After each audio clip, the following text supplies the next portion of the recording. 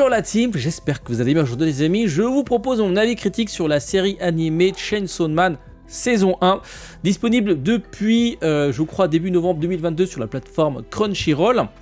La vidéo comportera comme d'habitude deux parties. Première partie non spoiler, pour vous donner envie ou pas de découvrir l'œuvre en question. Et puis la seconde partie contiendra des spoils. Je vous mettrai voilà, cette petite icône en haut à droite pour vous indiquer que les spoils vont commencer. Comme d'habitude, avant de commencer la VOD les amis, le petit pouce bleu de soutien, le petit abonnement sur YouTube si vous êtes nouveau, pensez bien activer les notifications.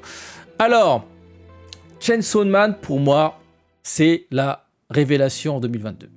J'en ai vu des animés en 2022, mais je crois que si je devais en choisir qu'une seule, voilà, c'est cette série. Cette série animée qui m'a mis une bonne gifle.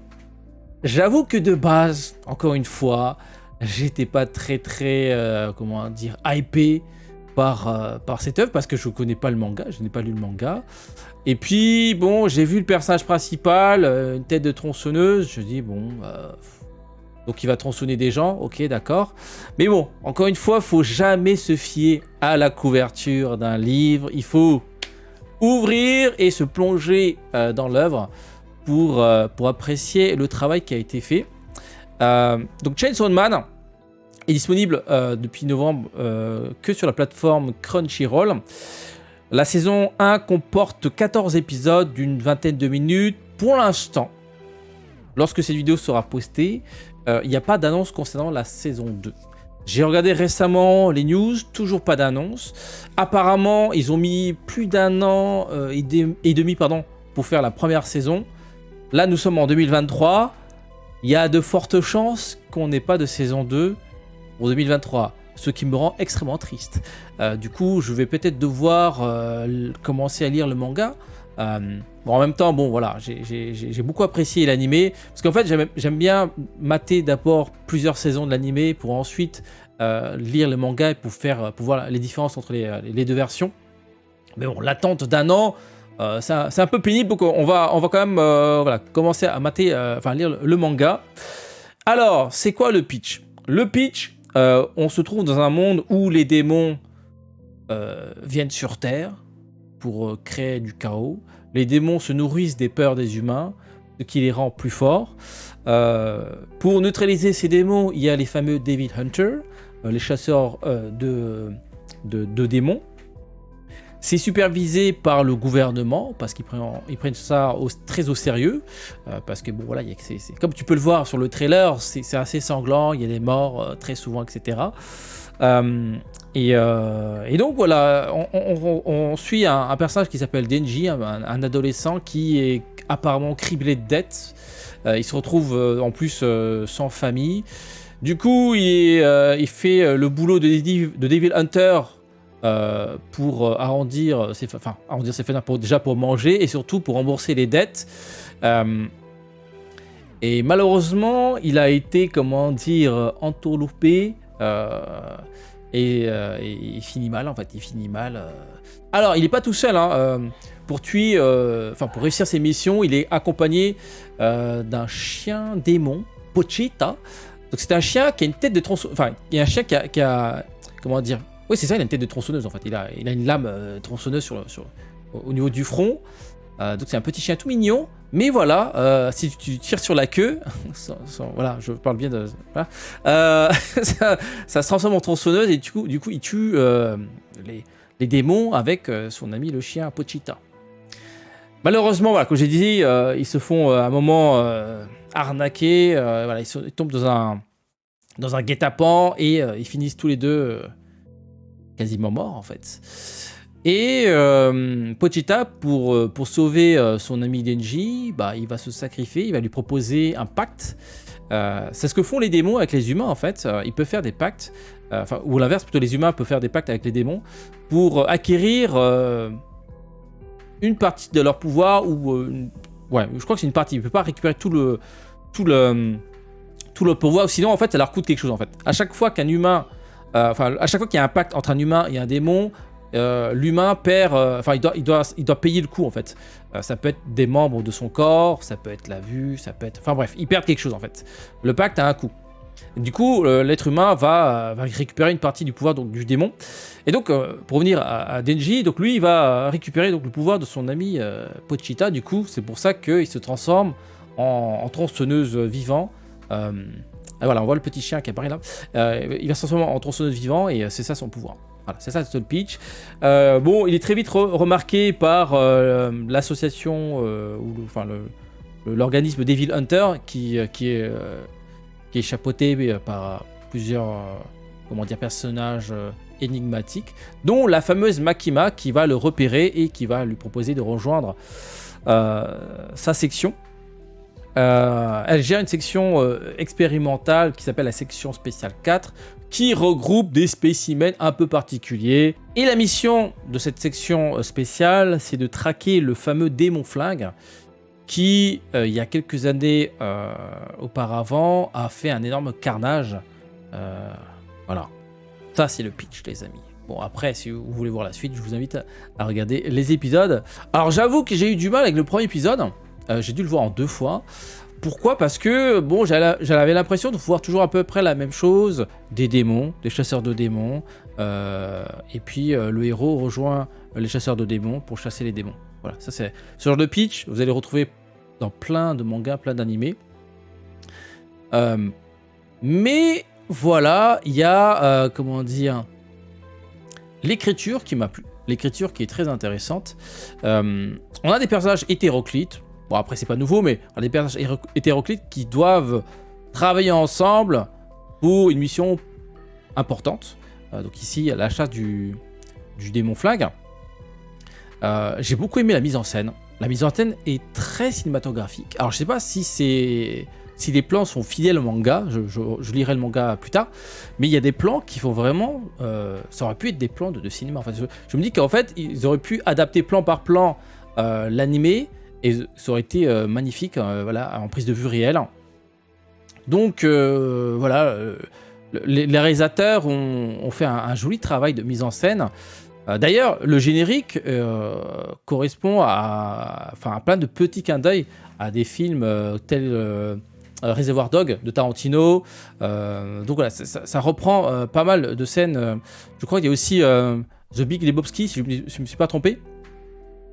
Donc voilà, l'auteur et le réalisateur de cette œuvre sont des cinéphiles et ça se voit. Il y a des plans, voilà, ça paraît anodin, mais voilà, il y a des plans, tu te dis, ah, il y a quand même un travail sur la composition. Alors, pour revenir à l'histoire, j'avoue que bon, voilà, c'est un peu redondant, cette histoire de démons qui chassent, enfin, des chasseurs de démons qui chassent des démons. Après, là où c'est intéressant, c'est pourquoi les personnages font ce choix et comment des personnages qui ont rien en commun se retrouvent sur le même bateau. Voilà, c'est ça qui est intéressant. Alors, la première saison laisse pas mal de zones d'ombre. Il y a des personnages, on ignore quasiment tout de leur pouvoir, notamment Makima. Voilà, on se dit, mais qu'est-ce que c'est que ce personnage ? On ignore également comment fonctionnent les pactes. On sait juste que voilà, les humains peuvent faire des pactes avec les démons, mais est-ce qu'on a une liste des démons qui ont fait des pacts avec des humains, ou des humains qui font des pacts avec des démons ? Et puis, même l'organisation Devil Hunters, en fait, on ne découvre cette organisation qu'à travers Makima, qui est juste un des membres de cette organisation qui me semble, qui est assez imposante. Donc, bon, en même temps, voilà, c'est une première saison.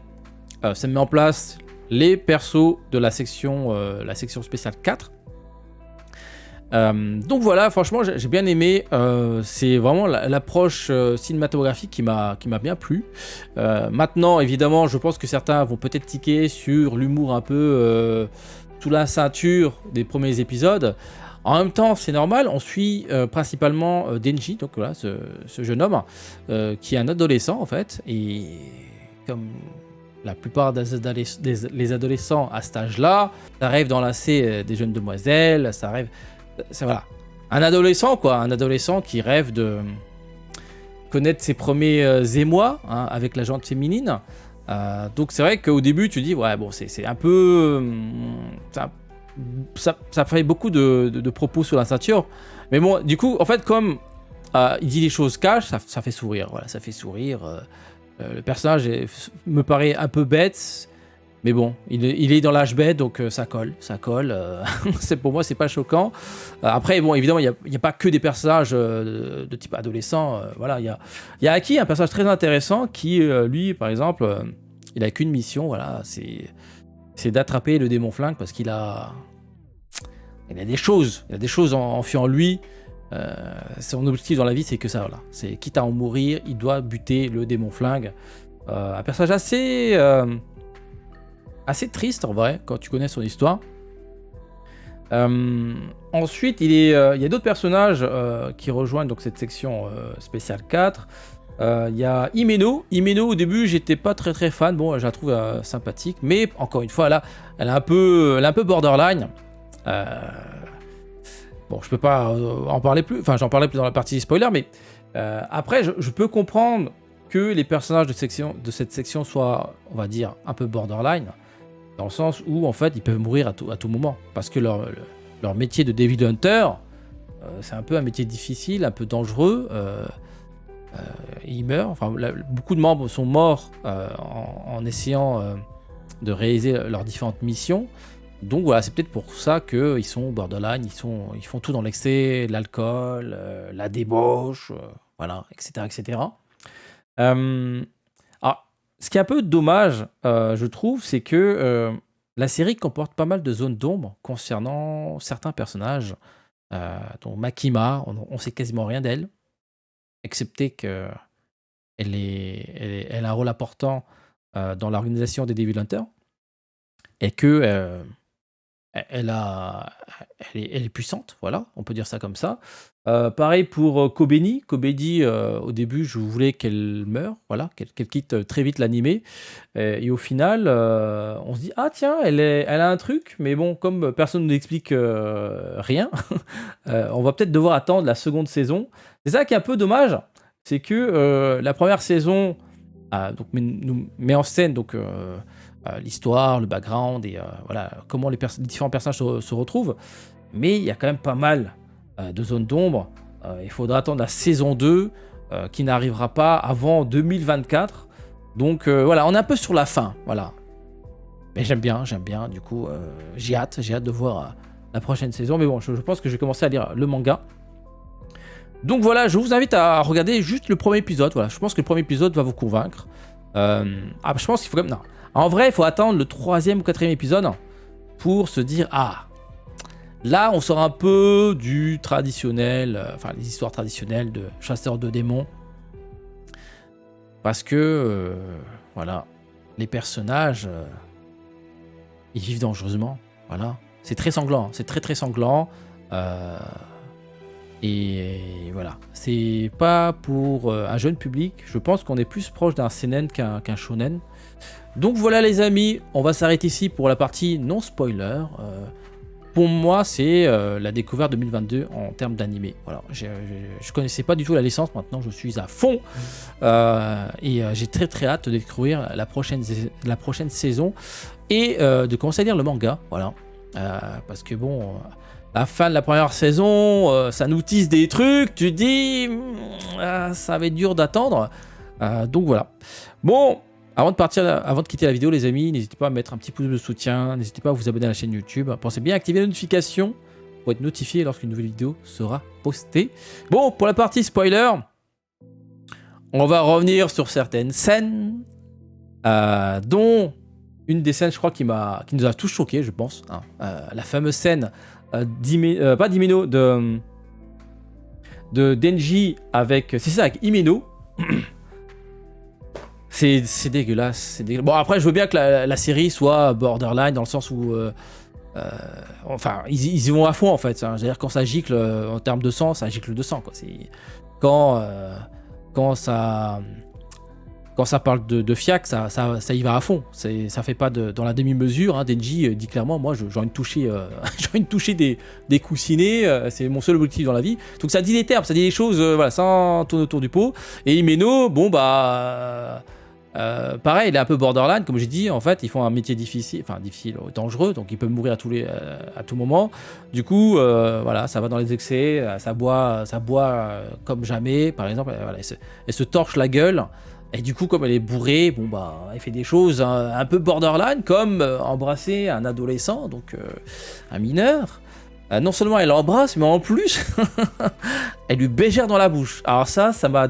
Franchement, ce plan-là, j'étais en train de m'en prendre mon petit déjeuner. Oui, parce que moi, j'aime bien regarder des dessins animés en prenant mon petit déjeuner. Ça m'a coupé l'appétit. J'ai fait, mais ils sont sérieux, là? Et surtout... Bon, on est dans la partie spoiler, je peux le dire. Hein. Et surtout, le pire, c'est qu'il avale.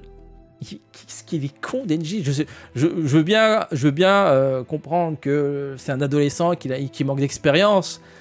Peut-être que naturellement on s'est dit c'est comme ça qu'on fait les choses, mais qu'est-ce qu'il est con quand même sur ce coup-là. Bon bref, cette scène m'a dégoûté, voilà. Après, je trouve que ça colle avec la série. Ils y vont à fond. Et les gens meurent de manière atroce.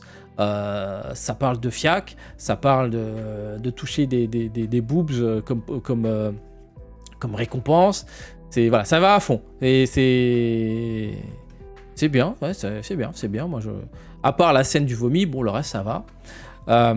Alors, c'est aussi assez triste comme série, dans le sens où un personnage que t'aimes bien finit par mourir 2 épisodes après. Tu te dis, on n'a pas eu le temps de l'apprécier plus que ça, elle est déjà morte. Bon, bah, c'est dommage.